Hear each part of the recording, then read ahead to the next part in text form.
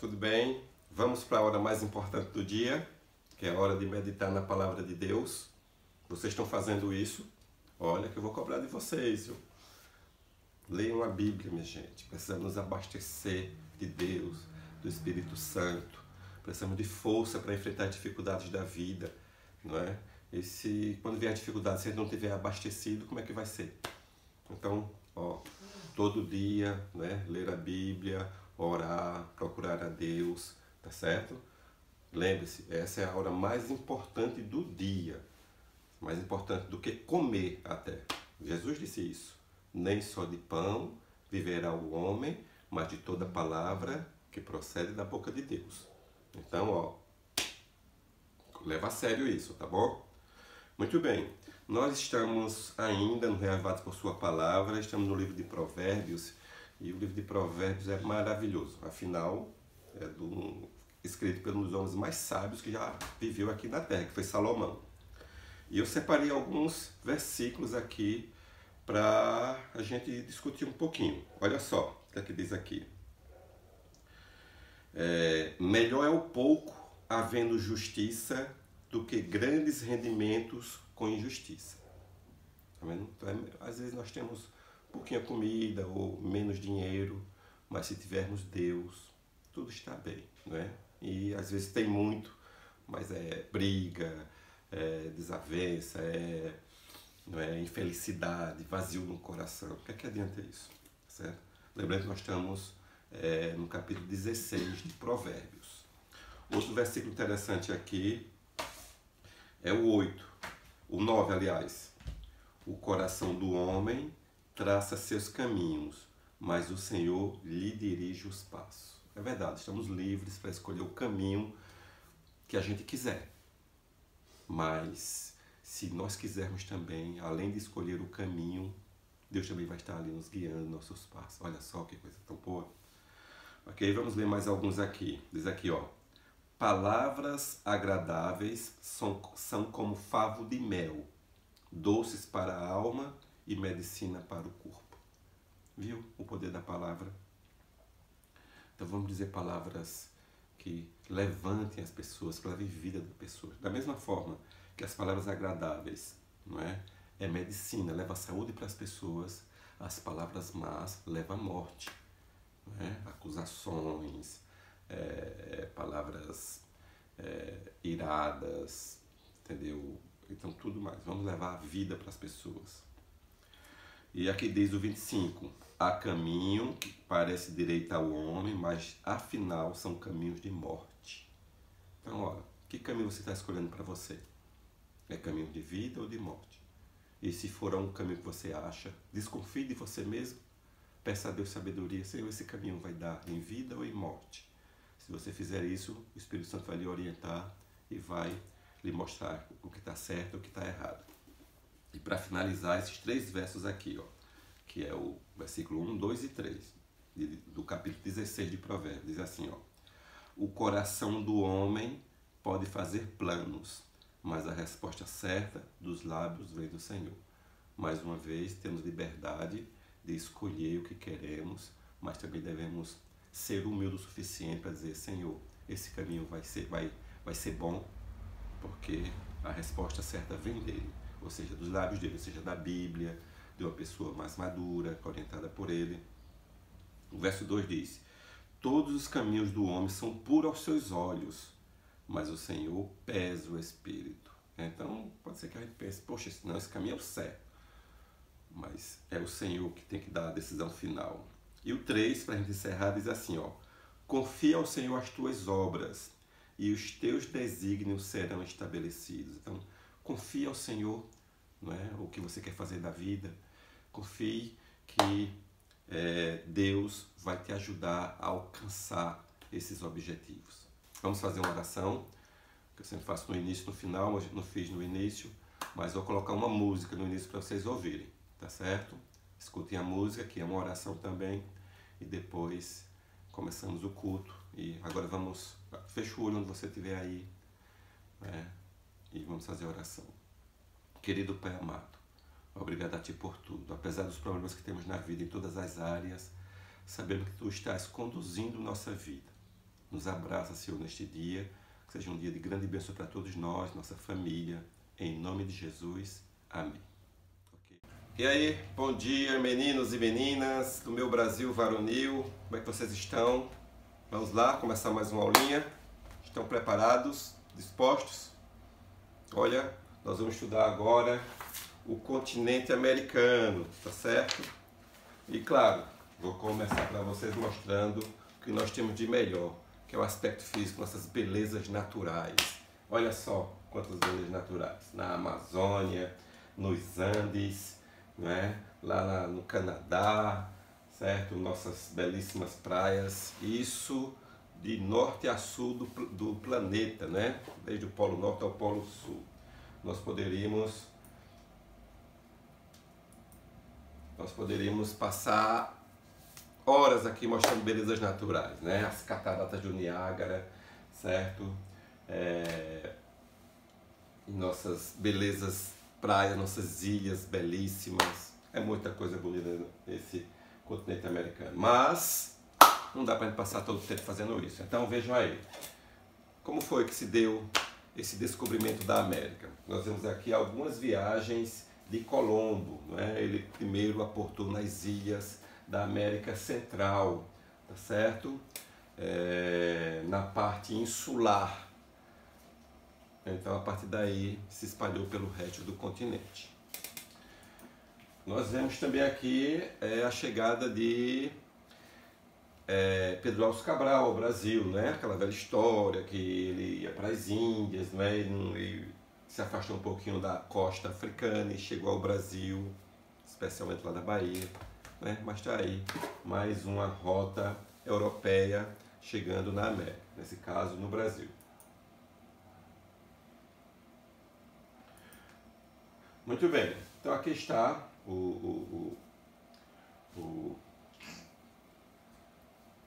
imagem, certo, da América. Dá para perceber que vai do Polo Norte, lá no extremo norte do Canadá, até o extremo sul, próximo da Antártida, ali entre Argentina e Chile, certo?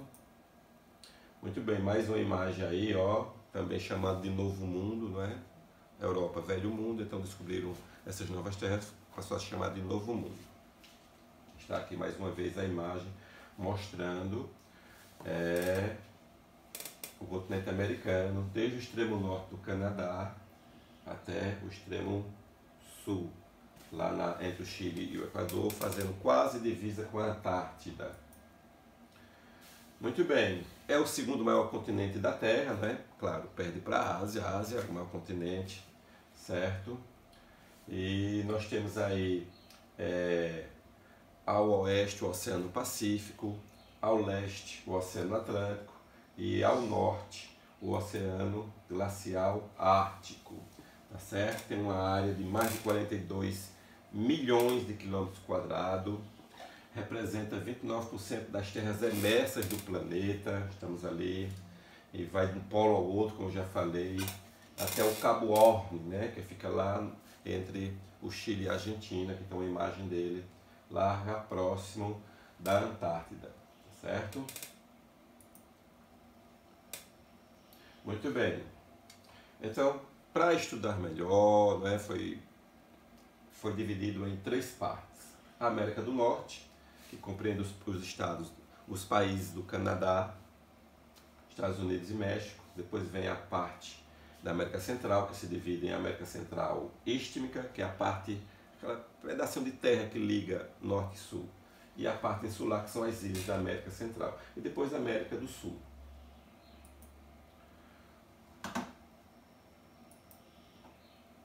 Muito bem. Mais uma vez aí está a imagem mostrando os oceanos que circulam, né? Pacífico, Atlântico e Glacial Ártico. Ok? E como ele vai do extremo norte ao extremo sul, ele está em todas as zonas térmicas da Terra. Isso quer dizer o quê? Que neste momento existe praticamente todos os tipos de climas na América. Como nós estamos aqui no hemisfério sul frio, eles estão quentes lá, né? Por causa da posição da Terra. Mas podemos ter todos os climas da Terra na América, como se vê aí, certo? Muito bem, algumas imagens, né, mostrando aí o pessoal tanto pode estar no gelo como no calor ao mesmo tempo, nas montanhas ou nas planícies, tá certo? Então, só para ter uma ideia. Muito bem, por causa que fomos colonizados, não é? Então nós temos vários idiomas aqui da Europa. Então nós temos o inglês, né, lá nos Estados Unidos e Canadá, temos o francês lá no Canadá e na Guiana Francesa aqui na América do Sul e algumas ilhas, não é, da América Central. Nós temos o espanhol, que talvez seja o idioma mais falado aqui na América Latina. Nós temos o português aqui no Brasil, nós temos o holandês lá no Suriname, nós temos o inglês também aqui na América. Então temos vários idiomas dos ingleses, justamente porque fomos colonizados por eles por um bom tempo. Agora praticamente todos os países já são independentes aqui na América. Ok? Muito bem, não dá para estudar o aspecto físico da América de uma vez só, né? Muitas terras, América do Norte, América Central, América do Sul. Então vamos estudar só a parte da América do Norte agora. Na próxima aula nós estudamos América Latina, que inclui América Central e América do Sul, tá ok?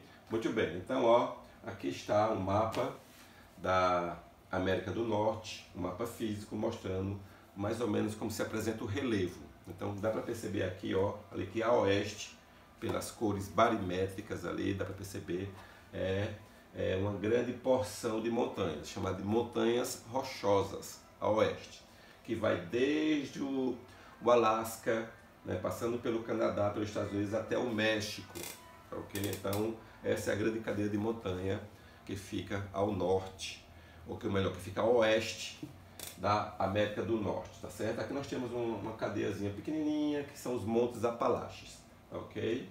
E talvez essa partezinha aqui de cima seja a Groenlândia. Não vamos estudar ela profundamente, já que elas são territórios pertencentes à Dinamarca, ainda pertence à Europa, ok?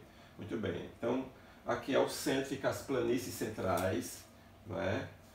Que é justamente onde tem a maior parte da hidrografia da América do Norte. Aqui estão algumas imagens da planície central, não é? O rio Mississippi, e aqui estão as montanhas rochosas que se destacam mais na América do Norte. Muito bem, é importante salientar, já que falamos de relevo e tudo mais, que ó, essa parte da América, o oeste da América, é onde passa o Cinturão do Fogo, onde existe divisa de placas tectônicas. Então essa região aqui está sujeita a abalos sísmicos, tem vulcões e tudo mais, né? Aqui na Califórnia, por exemplo, nós temos a falha de San Andreas, né? Vocês sabem que causa muitos abalos sísmicos e tudo mais, e segundo a ciência espera um grande terremoto tão extremo que vai separar a Califórnia dos Estados Unidos, né? Como essa questão de vulcões e terremotos não dá para se prever, a ciência não tem ainda tecnologia para prever, para preparar a população, então pode ser a qualquer momento, segundo a ciência, ok? Muito bem, aqui está, né, a imagem mostrando a região de maior abalo sísmico lá na Califórnia, lá nos Estados Unidos. Muito bem, então aqui está uma imagem, certo, mostrando justamente, né, os minerais que tem lá, que são os Estados Unidos e Canadá, né, por serem países desenvolvidos, eles exploram muito os minerais. Então nós temos aí petróleo, nós temos chumbo, nós temos ferro, não é? Os Estados Unidos exploram muito o petróleo em seu território, embora não é, o consumo lá é tão grande, na verdade o consumismo é tão grande que eles precisam importar petróleo ainda, ok? Mas investe bastante na mineração lá na América do Norte, ok? Muito bem, então aí nós podemos ver agora a hidrografia. A hidrografia tem muito destaque lá, certo? Nós temos aí logo de cara aqui, ó, o rio Mississippi, certo? Que é o terceiro maior rio do mundo, né? Claro, perto do Amazonas, e para o rio Nilo, certo? Nós temos rios importantes como o rio Colorado, que é famoso pelos seus cânions, né? Nós temos o Rio São Lourenço aqui no Canadá, certo? Que sai dos Grandes Lagos, entenderam? E a maior parte dos rios do Canadá, eles se congelam, né, durante o inverno rigoroso, e descongelam durante o verão e abastece toda essa região não só do Canadá, mas também dos Estados Unidos.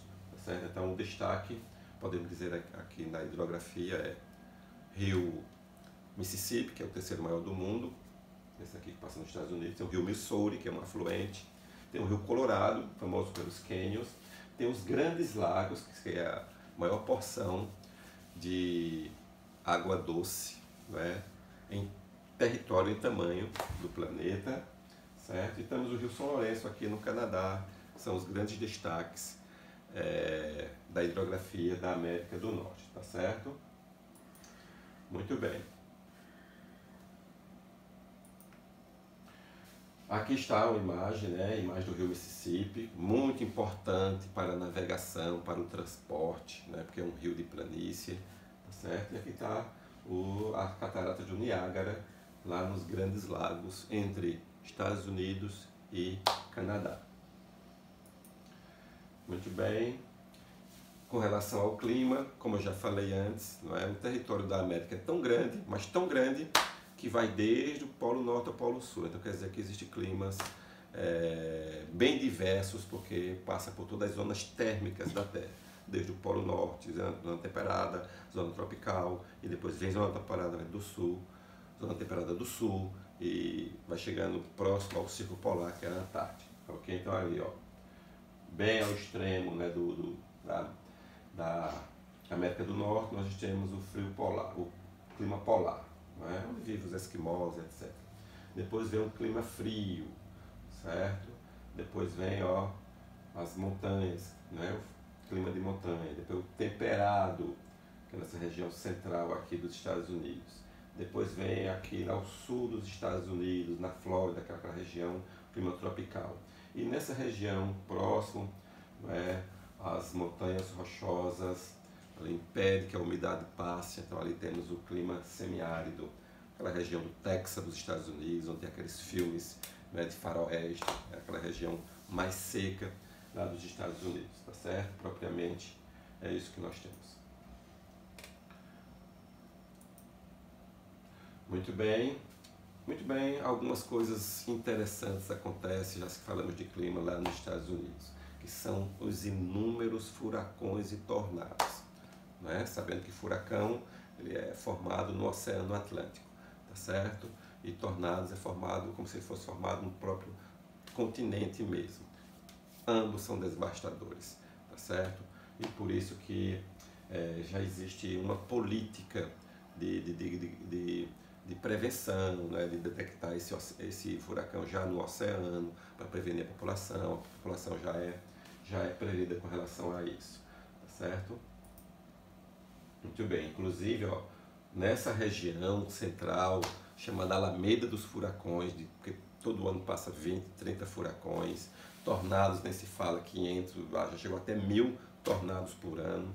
Então essa região central dos Estados Unidos, em direção ao Canadá, é chamada Alameda dos Furacões. Então, quem mora nessa região, especialmente, precisa fazer um abrigo, né, subterrâneo, porque se for um furacão da categoria F5, por exemplo, sai arrasando tudo, não fica nada. Então, para proteger a família, é bom um abrigo subterrâneo, que é a única proteção contra esses furacões tremendos. Olha só que imagem, né? Quando o furacão passa, ou o tornado, deixa essa imagem terrível. Ok? Muito bem. Com relação à vegetação, claro, depende do clima, não é isso? Então, mais uma vez, no extremo norte, naquele clima polar, nós temos as tundras, certo? Aquela vegetação rasteira que só aparece mais ou menos 2 meses durante o ano. Então, essa é a vegetação do extremo norte lá do Canadá, que são as tundras. Logo abaixo, no frio, temos as coníferas, certo? Muito utilizada para a produção de celulose. O Canadá utiliza muito bem aquelas toras. É um tipo de uma espécie de planta que cresce rapidamente, então eles fazem esse manejo e muito utilizado pelos Estados Unidos e o Canadá, ok? Logo em seguida vem os outros climas, clima temperado, clima de montanha, não é? Ou melhor, vegetação de montanha, vemos a vegetação temperada, logo mais ao sul tem vegetação tropical, certo? Próximo às montanhas rochosas, justamente pela falta de umidade, temos clima semiárido. Então são os climas predominantes aqui na América do Norte. Vamos para mais um. Ok, eu não poderia falar de vegetação sem falar sobre esse ponto especial que são as sequoias gigantes. Certo? São árvores milenares. Vejam só que beleza, né? Quantas pessoas vai abraçar um tronco desse? São as imagens realmente impressionantes dessa espécie de planta, essa espécie de árvore lá dos Estados Unidos, lá especialmente lá naquela região da Califórnia, que são as sequoias gigantes. Quem quiser pesquisar vai ficar de boca aberta com essas imagens, né, impressionantes. Ok? Muito bem. Claro, não podemos deixar falando da América do Norte, tem o México, não é? Então vamos falar um pouquinho do México, falando só dos Estados Unidos e Canadá. Então o México está no território da América do Norte, está aqui, não é? Como aqui, ó, no México, é uma sequência das montanhas rochosas. Essas montanhas rochosas impedem que a umidade, né, do continente chegue ao restante do México. Então nessa região é bastante seca, bastante árida, um clima semiárido, certo? Essa região aqui. Temos vegetações tropicais a oeste, vegetações tropicais a leste, justamente por causa da umidade dos oceanos, tá certo? Como vocês estão vendo aqui. Então tem uma grande área semiárida lá no México, justamente por causa das montanhas rochosas. Vamos para mais um slide. Ok? Então, muito bem. Então, é interessante aí vocês verem, certo, esses acidentes, né? Vendo toda a América, dá para perceber que toda a costa oeste tem uma grande muralha de montanhas. Como eu já falei antes, as montanhas rochosas na América do Norte e a Cordilheira dos Andes aqui na América do Sul, tá certo? Finalizando essa parte da América do Norte, eu queria falar para vocês com relação ao povoamento, tá certo? Como ocorreu o povoamento desse território da América do Norte. Como vocês sabem, foi Colombo, né, que descobriu a América, podemos dizer assim, mas na parte central. E claro, essa notícia, certo, se espalhou por toda a Europa. Não foi à toa que portugueses e espanhóis vieram para a América do Sul e para a América do Norte outros povos, como ingleses, franceses, até holandeses, os espanhóis também naquela parte sul, oeste da América do Norte, mas quem realmente investiu mais nessa colonização da América do Norte foram os ingleses e franceses. Inclusive, houve disputas de terras, né, na ilha de Mahatma, por exemplo, houve disputas no território do Canadá. Inclusive, hoje o Canadá, vocês sabem, é dividido em dois territórios europeus, não é, por causa da colonização, a parte inglesa e a parte francesa. Tanto lá no Quebec a língua oficial é o francês, e no restante do Canadá o inglês. Já houve até votação para ver se o Quebec se tornava independente do Canadá, não foi aprovado, continua fazendo parte do Canadá, mas foram esses países que exploraram, certo, o continente dessa parte norte da América. Ok, então as colônias inglesas propriamente elas ocuparam primeiro essa região leste, formando 13 colônias, tá certo? Os ingleses especialmente ocuparam essas regiões que se desenvolveram até chegar ao tempo, né, da sua independência, quando teve a Guerra da Secessão, aquela coisa toda, certo? Que as colônias do norte ligaram com as colônias do sul. Vamos comentar isso depois, tá certo? Mas o importante é que vocês entendam que essas regiões foram inicialmente disputadas por ingleses, não é, por franceses, que foram os principais, espanhóis, até chegar ao território que nós temos hoje. Mas, claro, isso a custas da escravidão, né? De pessoas que vinham da África, né? Os negros que vinham da África, e também de muita morte de índios, ok? Então, essa parte é importante. O povoamento não foi uma coisinha simples, não, foi muito difícil. Vieram muitos protestantes fugindo da perseguição papal lá na Europa, né? Da perseguição religiosa, como nós falamos. A Idade Média foi um tempo de muita perseguição, muita gente morreu na fogueira, considerado herege, aquela coisa toda, e eles descobriram um novo mundo. Vamos para lá porque lá a gente pode adorar a Deus livremente, e vieram.